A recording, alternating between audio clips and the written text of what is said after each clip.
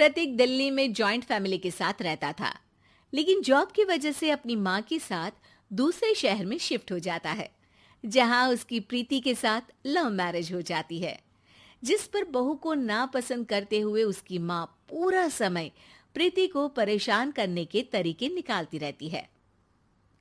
प्रीति, कहाँ हो? सुबह का नाश्ता दोपहर में खिलाओगी क्या? इसमें प्रीति और प्रतीक ऑफिस जाने के लिए तैयार हुए कमरे से बाहर आते हैं, जिसे देख सास प्रीति पर भड़कने लगती है। महारानी, तुम सुबह सुबह तैयार होकर घर का सारा काम छोड़कर कहाँ चल दी? जी वो ऑफिस। हैं? तुम ऑफिस जाओगी तो घर में जो सफाई, नाश्ता, खाने का काम है वो क्या मैं करूंगी? माँ, मैंने उससे वादा किया था कि वो जॉब कंटिन्यू कर सकती है। अरे वाह जी वाह, दोनों आपस में सलाह कर फैसले ले लिए। मैं क्या यहाँ बेवकूफ बैठी हूँ? मुझसे पूछना किसी ने जरूरी नहीं समझा? मम्मी, आप फिक्र ना करें, मैं आज ही रेजिग्नेशन दे दूंगी। प्रीति ऑफिस के लिए चली जाती है और अगले दिन से जॉब छोड़ घर के कामों में लग जाती है, लेकिन साथ ही उदास भी रहने लगती है, जिसे देख प्रतीक को अच्छा नहीं लगता। मुझे पता है तुम्हें अपनी जॉब कितनी पसंद थी। आई एम सॉरी प्रीति। अरे कुछ नहीं होता, बस मम्मी खुश रहनी चाहिए। अब प्रीति अपनी सास को खुश करने और उनका दिल जीतने की जी तोड़ कोशिश करती रहती है, पर सास कभी उससे सीधे मुंह बात तक नहीं करती। इसी तरह दिन बीतने लगते हैं। एक शाम प्रतीक ऑफिस से परेशान घर वापस आता है।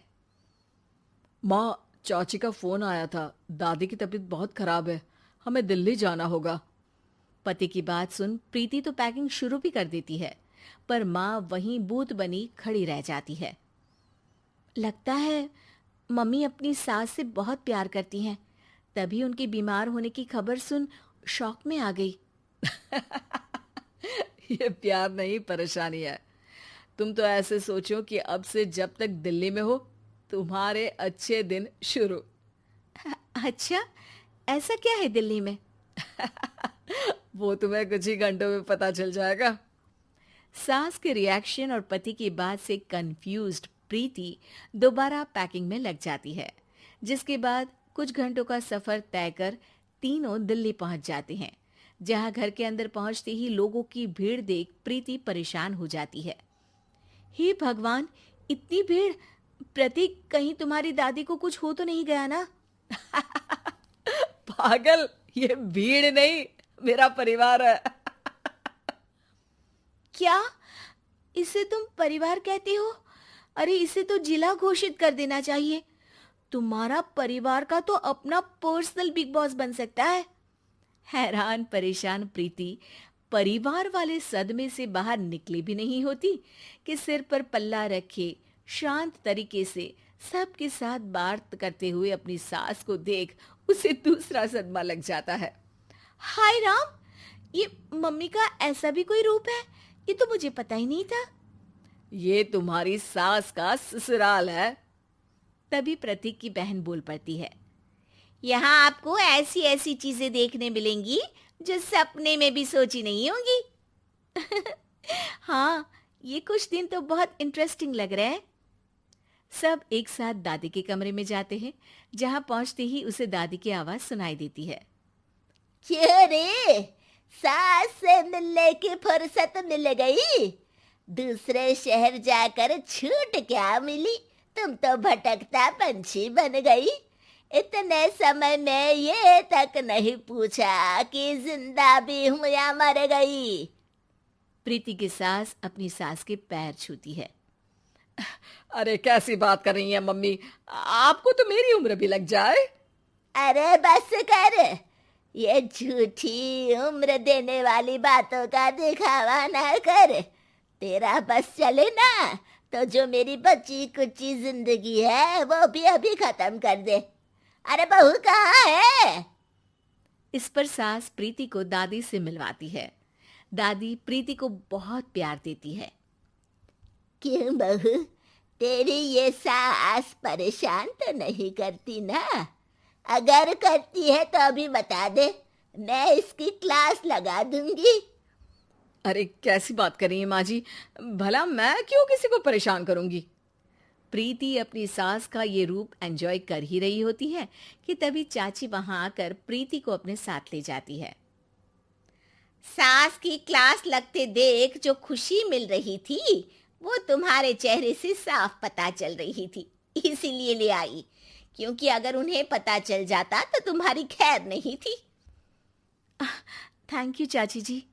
चाची और प्रीति घर में झूले पर बैठी बात कर ही रही होती है कि उसकी सास भी वहां आ जाती है। मतलब यहाँ सारा काम मैं करूं और तुम बैठी हंसी ठिठोली करो? अरे चलो जाओ खाना बनाओ। सास प्रीति को डांट कर काम करने भेज देती है, जिसे दादी देख लेती है और एक बार फिर सासू माँ की क्लास लग जाती है, जिसे पूरा परिवार मजे से खड़ा होकर देखने लगता है। क्यों रे, मैंने तुझे काम बोला और तू उस बच्ची को परेशान कर रही है। सास की कोई इज्जत रह गई है इस घर में या नहीं? यहाँ खुद की सास होते हुए भी ज्यादा बड़ी बन रही है। अब नहीं मम्मी जी, मैं तो बस थोड़ी मदद के लिए बोल रही थी। सास रसोई में जाकर काम करने लगती है और दादी प्रीति को लेकर वहां से चली जाती हैं। इसी तरह एक हफ्ता बीत जाता है, जिसमें दादी अपनी बहू को डर, इज्जत और प्यार का फर्क समझाती रहती है और प्रीति उसका मजा लेती है।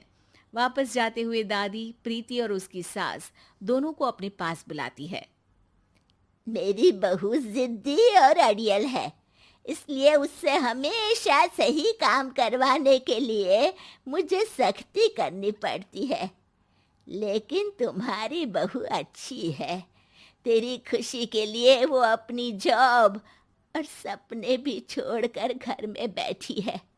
अपनी बहू के साथ प्यार से रहो। और प्रीति, अगर अभी भी तुम्हारी सास परेशान करे ना, तो फिर तुम्हें पता चल ही गया है कि शिकायत कहाँ करनी है। जी, अपनी सास के ससुराल में उनकी सासू माँ के पास।